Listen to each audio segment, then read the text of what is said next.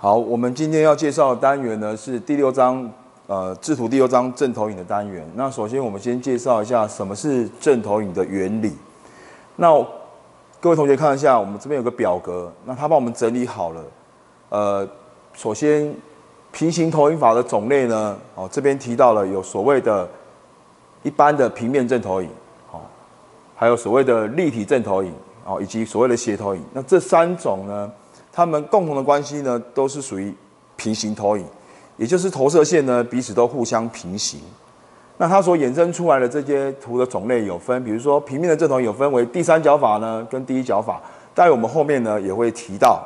好，那再来就讲到立体正投影的部分，它有分3种，一种所谓的等角投影、2等角跟不等角。好，那斜投影的部分呢，它主要有2个代表，一个叫等斜图，一个叫半斜图。好，那这些呢都是属于投射线呢彼此互相平行。好，那接着我们来看下一项它的原理。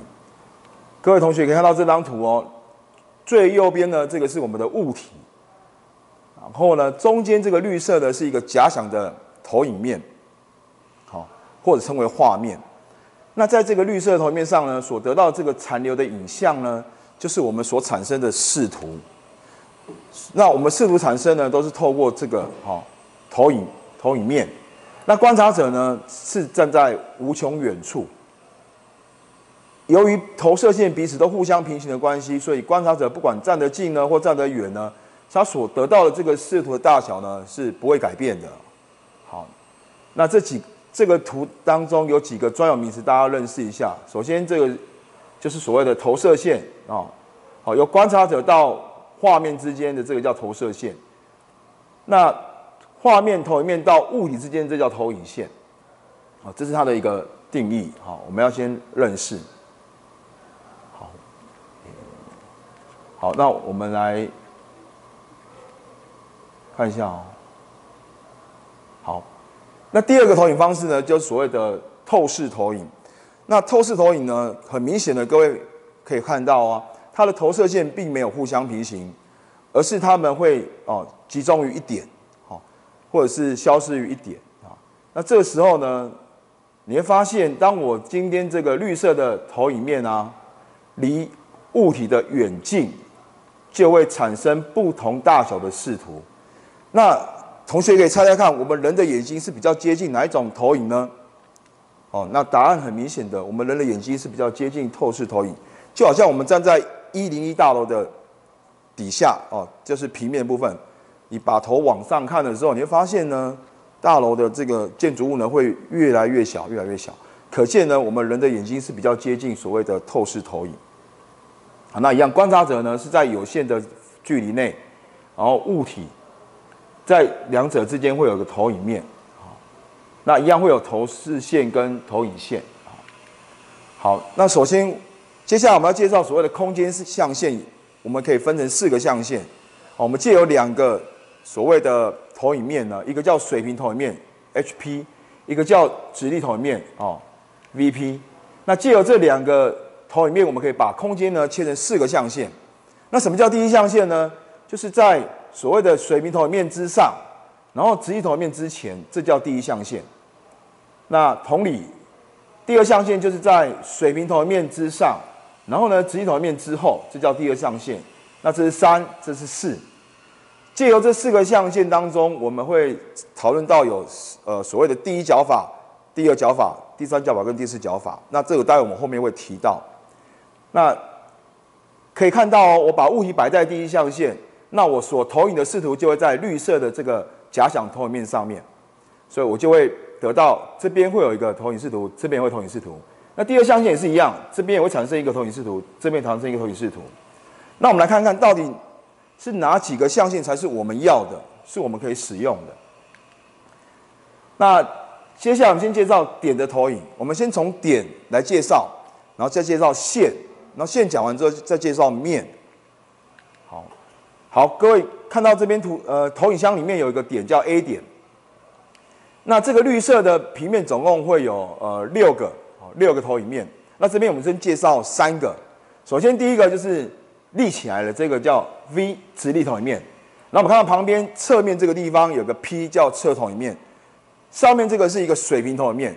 那这3个投影面当中，我把点摆在这个箱子里面之后呢，分别往这3个投影面上投影。那各位同学可以看到啦，它会得到3个投影视图，分别是3个点。好，那这3个点呢，我们要给它一个名称来做区别。如果是在直立投影面上得到的点，我们叫 AV； 如果是在侧投影面上得到的点，我们叫 AP。那如果是在水平投影面上得到的点，我们叫 AH。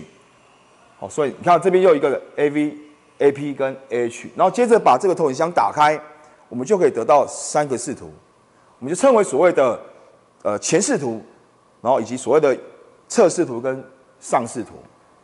好，这叫点的投影。好，那接下来我们看线的投影。如果我把刚刚的点换掉呢，改成是一条线，一样摆在这个箱子里面，这时候我们一样可以看到，当它往直立面上投影的时候，你会得到一个 BV 跟 AV 的一个线段。好，这叫前视图。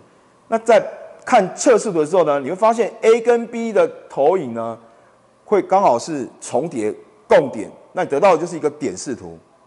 好，那也就代表说这条线现在是跟我的侧投影面是垂直关系，所以你才会看到一个点。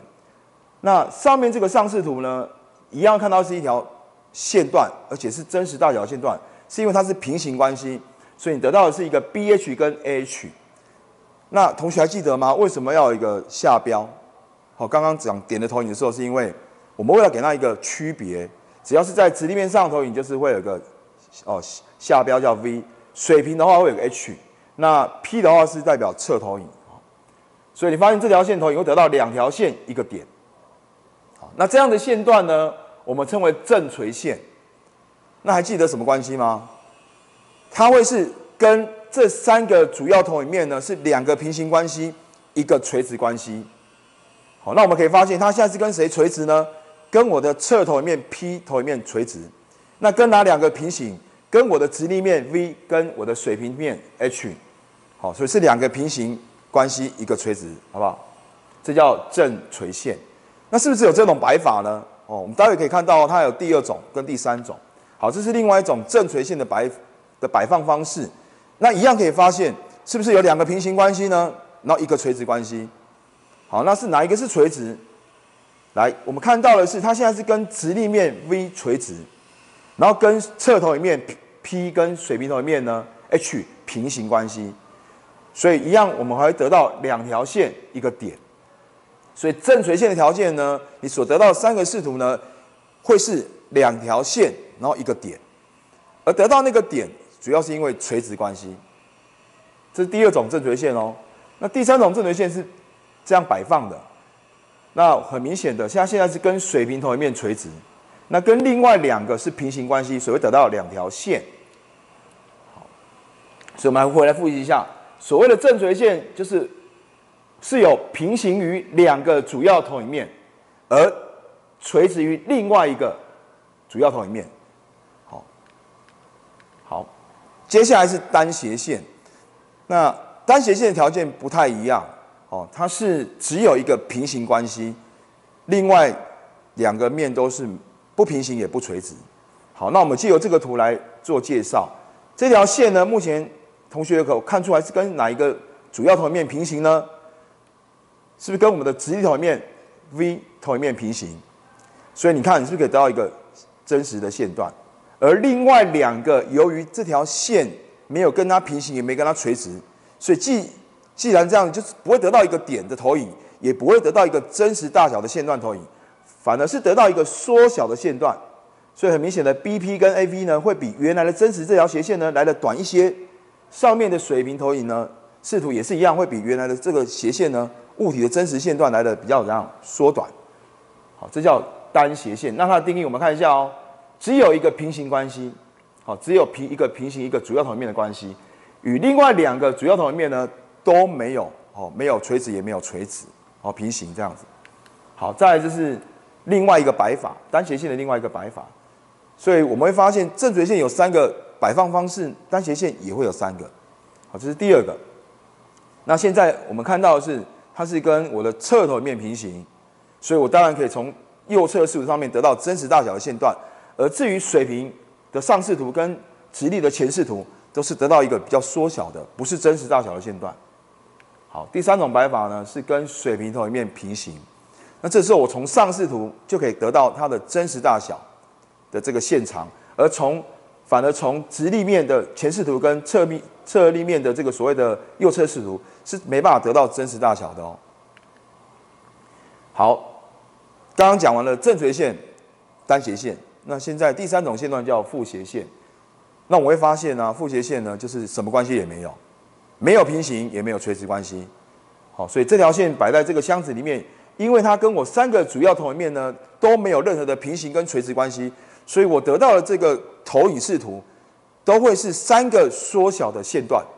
好，我们从这个图上就可以看到咯。好，这些投影出来这3个线条都不会是这个真实线段 AB 的大小，都会是一个缩小的线段。以上就是我们所谓的线的投影的介绍。